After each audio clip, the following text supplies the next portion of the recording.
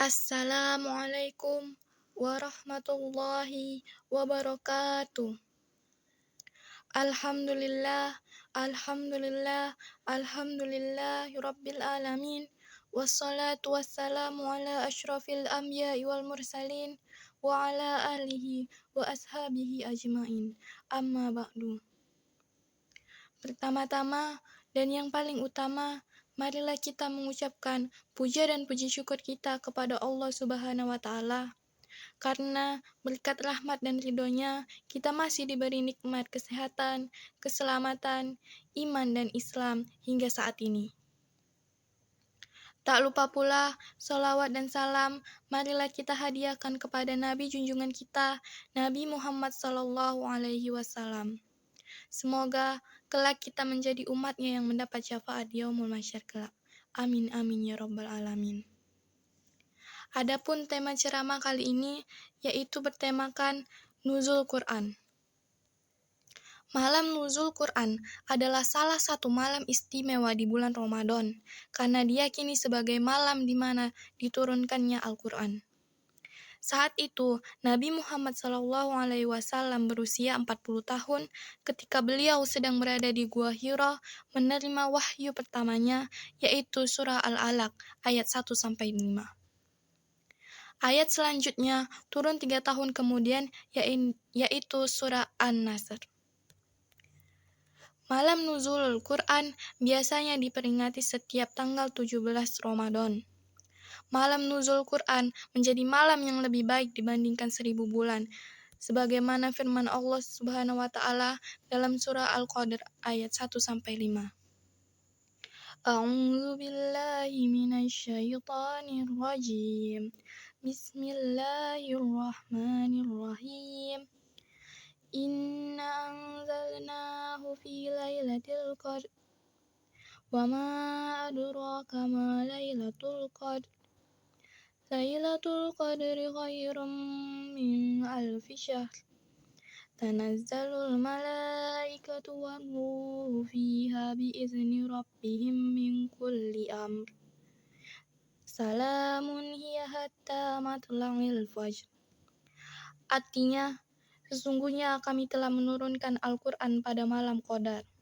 Dan tahukah kamu apakah malam kemuliaan itu? Malam kemuliaan itu lebih baik daripada 1000 bulan. Pada malam itu, turun para malaikat dan ruh Jibril dengan izin Tuhannya untuk mengatur semua urusan. Sejahteralah malam itu sampai terbit fajar. Malam itu juga penuh dengan keberkahan, lantaran terjadi pada 1 dari 10 malam terakhir di bulan Ramadan. Kita bisa meningkatkan amalan dan kegiatan ibadah untuk meningkatkan pahala dan harapan menjumpai malam tersebut. Peristiwa Nuzulul Quran harus menjadi renungan hubungan kita sebagai manusia dengan Al-Quran yang merupakan pedoman hidup bagi kita semua di dunia. Jika kita masih memiliki perasaan bahwa membaca Al-Quran adalah sebuah beban yang menyusahkan hidup kita dan kita masih berat dalam mempelajari Al-Quran, itu berarti kita belum bisa memahami makna sesungguhnya dari Al-Quran. Dijelaskan dalam surah Al-Baqarah bahwa Allah berfirman, "Kami tidak turunkan Al-Quran untuk menyusahkan engkau, untuk membebani engkau. Tapi Al-Quran adalah rahmah, anugerah dari Allah, hadiah dari Allah dan obat dari Allah." Dengan adanya malam Nuzulul Quran, hal ini harus menjadi momentum kita sebagai umat Islam untuk mengubah cara berpikir kita mengenai Al-Quran, di mana Al-Quran adalah sebagai pedoman kita dalam menjalani hidup, sebagai obat terhadap hati kita juga. Dengan adanya malam Nuzulul Quran ini, harapannya ke depan kita bisa menjadi lebih baik lagi dalam memahami Al-Quran. Allah Subhanahu wa Ta'ala memperjelas secara terperinci mengenai fungsi daripada Al-Quran di dalam Al-Quran.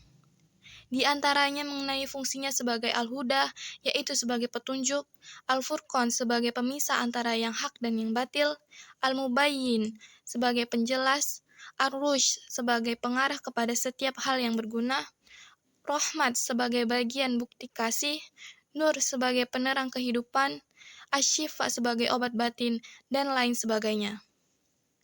Itu semua membuktikan bahwa betapa agungnya nilai Al-Quran. Maka Al-Quran adalah konsep dasar untuk bekal kehidupan menuju kebahagiaan yang hakiki, baik di dunia dan di akhirat. Rasulullah Shallallahu Alaihi Wasallam memberikan penjelasan secara umum mengenai kandungan Al-Quran dalam sabdanya. Al-Quran, di dalamnya termaktub riwayat tentang orang-orang sebelum kamu, berita tentang orang-orang setelah kamu, dan hukum sesuatu yang terjadi di antara kamu. Dengan memperingati malam nuzulul Quran, mudah-mudahan kita semakin cinta terhadap Al-Quran dan tersinari oleh cahaya kebenarannya, sehingga hidup dari kehidupan kita menjadi terarah, serta mendapat syafaat dari Al-Quran, bahagia hidup di dunia maupun di akhirat. Demikian ceramah yang dapat saya sampaikan, lebih dan kurangnya saya mohon maaf, kepada Allah saya mohon ampun. Saya akhiri ceramah kali ini. Wassalamualaikum warahmatullahi wabarakatuh.